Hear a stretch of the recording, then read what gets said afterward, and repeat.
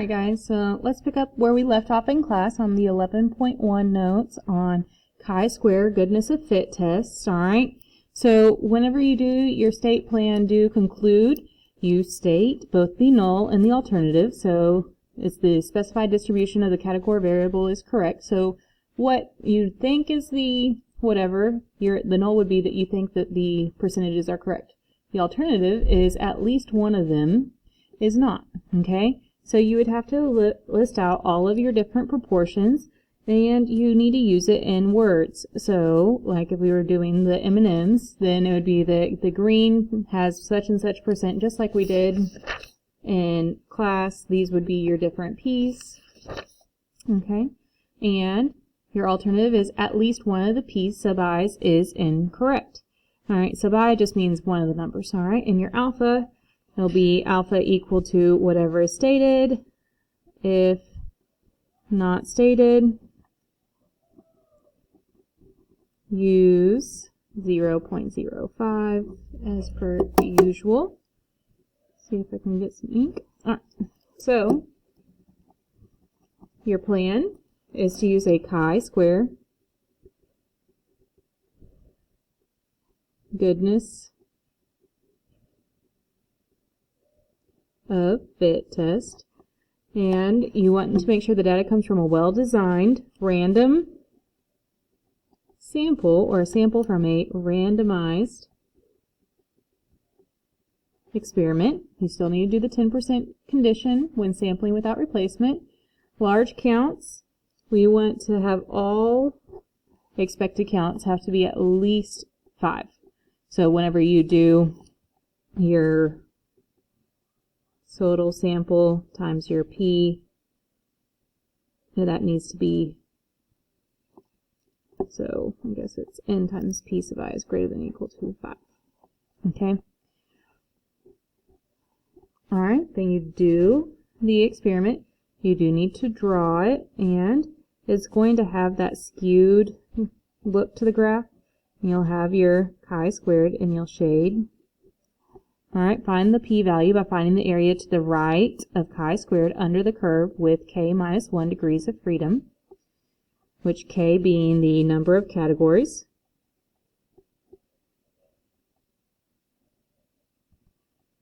Alright, and on the calculator you would use menu, 6 for statistics, 5 distribution,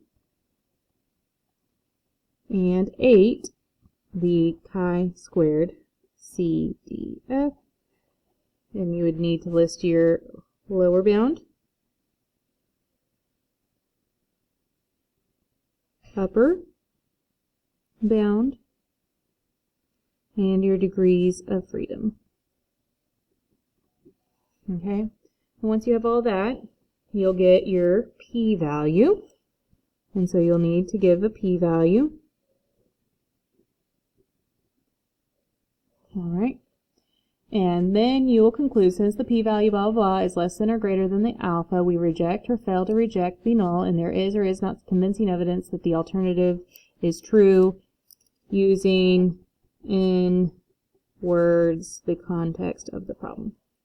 Alright, let me pause this real quick while I get a different pen. Alright, cautions. The chi-square test statistic compares observed and expected counts. Don't try to perform calculations with the observed and expected proportions. So you're not going to use like the 24% blah blah blah. When checking the large sample, look at expected counts not observed. Okay? That would wrap up that page. So in our example, we compute, the chi-squared statistic for the random sample of, and we had 548 M&Ms, and we found that it was equal to 1.986. So we want to note, does the data provide convincing evidence that the company's claimed color distribution is different than stated? So we are going to state So our h sub o is going to be the company's stated color distribution is correct. Alright, and so then you have your alternative would be the company's stated color distribution for all N and M's is incorrect. I really should have put the all M&M's up here too. And then you have your H sub O. We need to list all of our different P. So we had P brown was equal to 0.13. P yellow is equal to 0.14. P sub red is equal to 0.13. P sub orange is equal to 0.20. P sub green is equal to 0.16. And P sub blue is equal to 0.24. Alright. And our alpha level that we will examine this at is 0.05. And our plan is we are going to do a chi-squared goodness of fit test. We look at our conditions. So we have random. We are going to assume we had a random sample.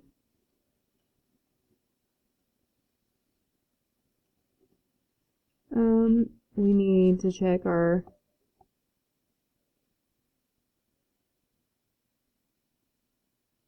independence.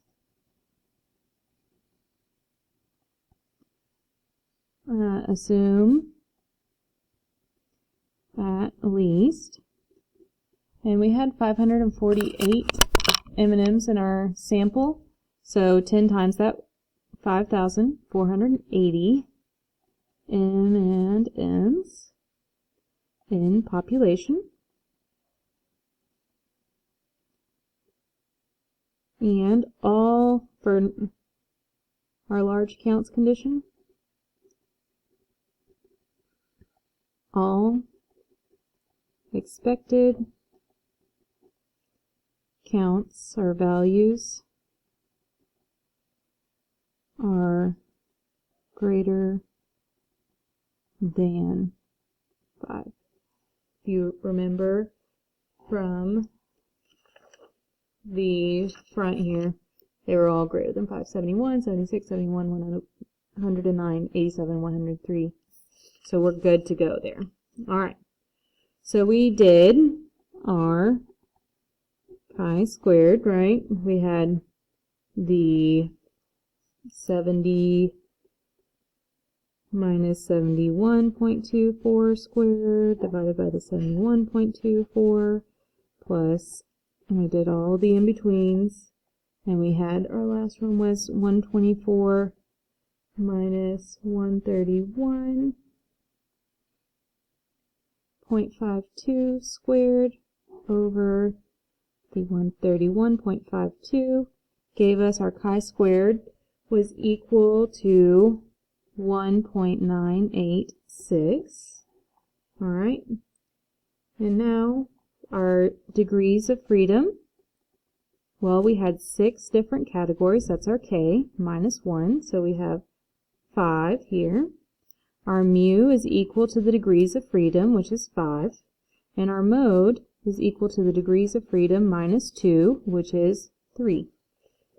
Alright, so now we are going to use our chi-squared CDF, okay, and our lower bound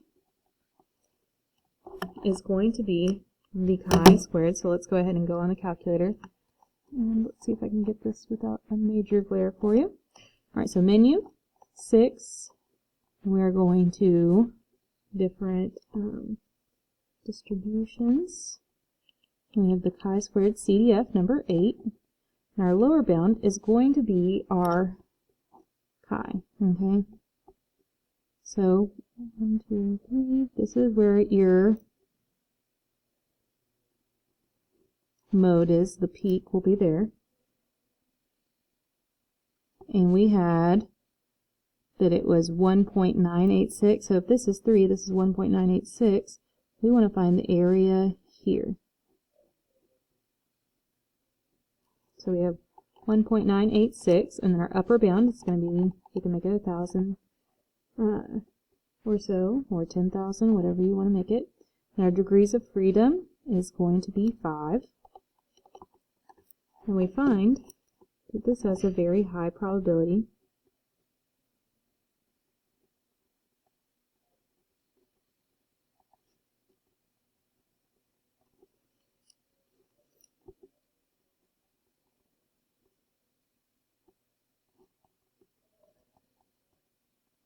Alright, and so this is our p-value.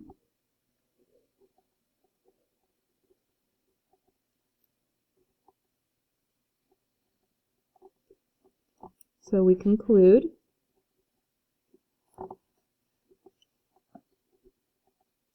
since the p-value, which was 0.851, is greater than alpha equal to 0.05, we fail to reject the null and do not have convincing or sufficient, whichever one you prefer, evidence that the color distribution for all n and m's is different than what the company stated.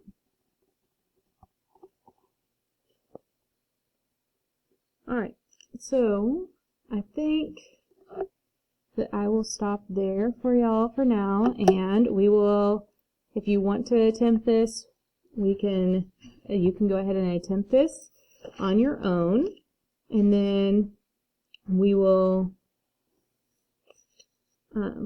go from there. But y'all have a great evening.